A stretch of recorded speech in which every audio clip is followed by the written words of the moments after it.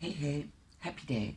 So, in my contemplations today and filtering, I realized things uh, come in on one level and one kind of uh, has an awareness of it but disregards it, and it dissolves into the ether, or it retreats.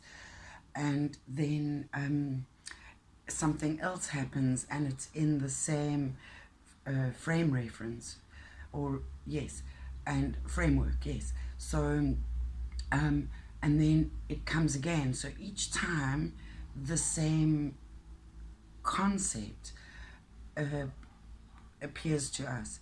It gets deeper until you actually pay attention. We should be paying attention on the first level, but for some reason we're distracted. So sometimes it takes a bit of reinforcement before the butterfly actually lands.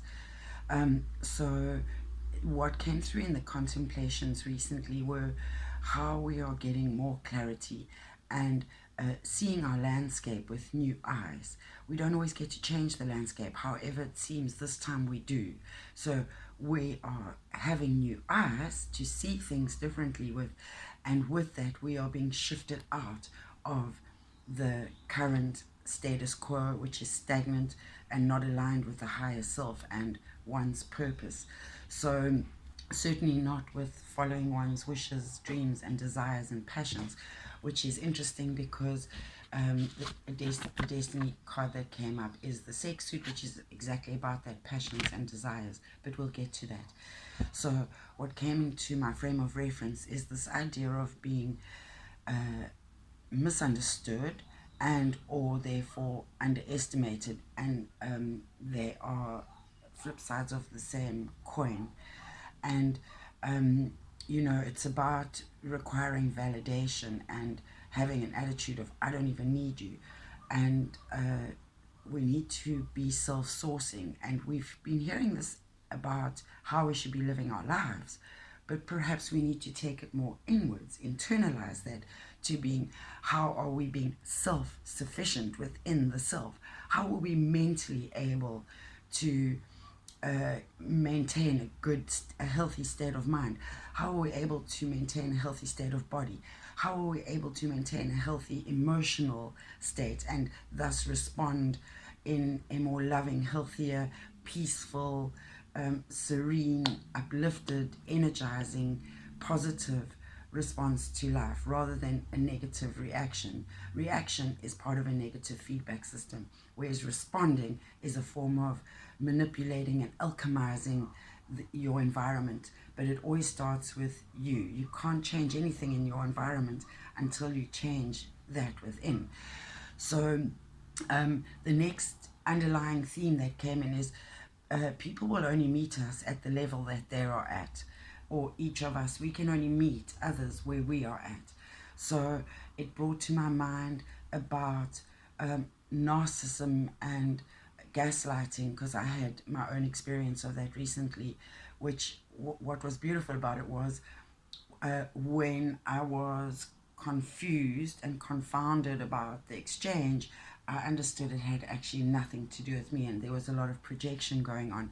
And so there are a couple of things that came out of that for me, in that the first one is especially when it comes to we're not supposed to respond to gaslighting or narcissism, because that just feeds the beast.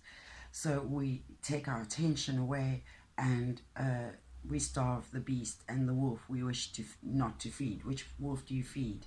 The good one or the bad one?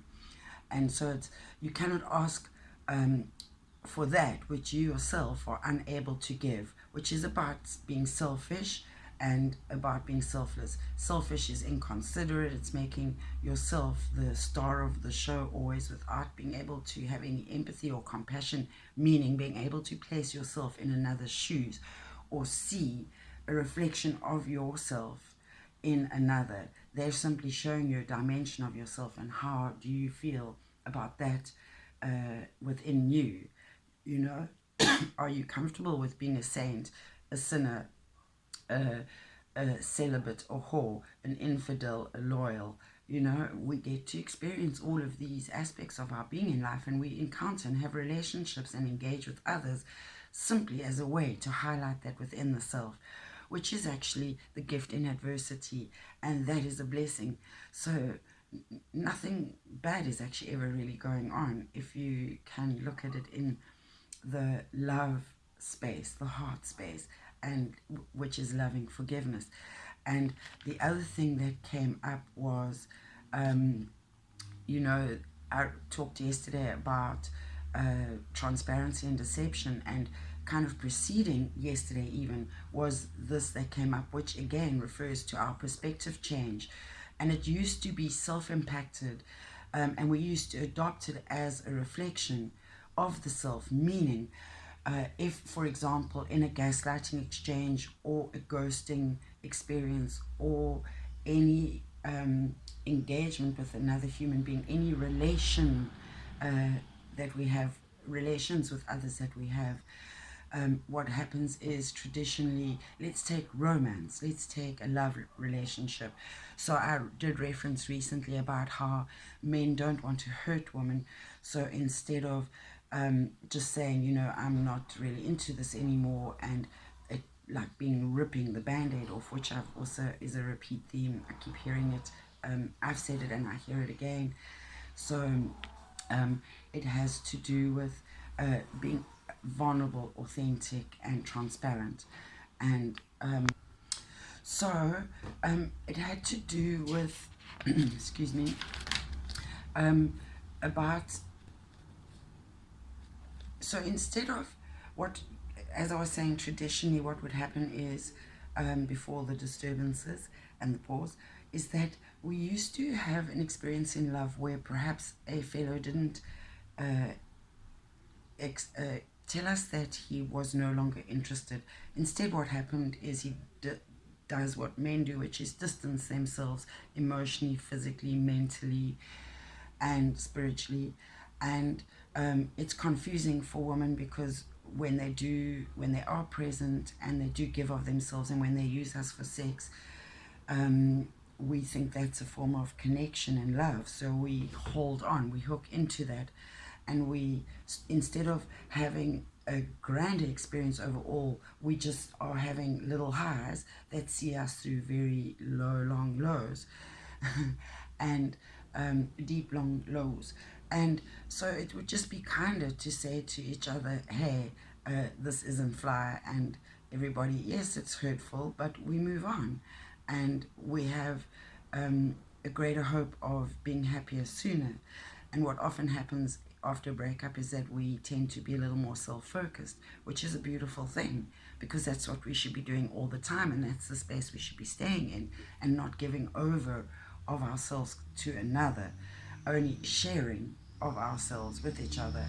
So um, again, what came up with this, we used to think, oh, they don't love me anymore. That means I'm worthless and I'm invalidated, and I'm must be ugly or fat or stupid. Or we used to own when we were rejected. We used to own that.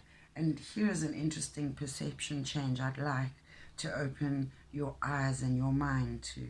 And that is, what if that scenario was absolutely no reflection on you in any form of negative way, in that perhaps we could start to look at it as, okay, well, my values are authenticity, vulnerability, and transparency, and loyalty, and kindness, and caring. That's enough for now. It's a lot. And so we could then say, oh, well, instead of I'm less, what we could look at is and say, okay, well, they are not that. They have showed themselves to be dishonest. They have showed themselves to be unreliable. They have shown themselves to not have integrity. They have shown themselves to not be able to follow through. These are none on, that's nothing on you. So I'd like to help you relieve the burden of all those previous projections that you adopted, and with loving acceptance and forgiveness, just squeak your perception a little bit, change your periscope, and your viewfinder and your binoculars, and look at things a little in finer detail. So some of it, like I said yesterday, had to do with self-deception, and we talked about trust, as in deception is a form of dishonesty and it leads to mistrust and distrust. And so it's like, well, how we can't trust ourselves when we are not being honest with ourselves and we are not owning our own truth, which is what happens in gaslighting. And it's what we all are narcissists to a degree or another. But the less we're able to own our truth, the more we tend to project it and the more narcissistic we tend to become. And that's what we experience when we have engagements with narcissists. So, you know, it's today's cards are an interesting reflection on that, in that the strength card, number 8, I love it, the infinity symbol. So it speaks to us about having the inner strength to follow our passions and our desires and to make ourselves the king of our own.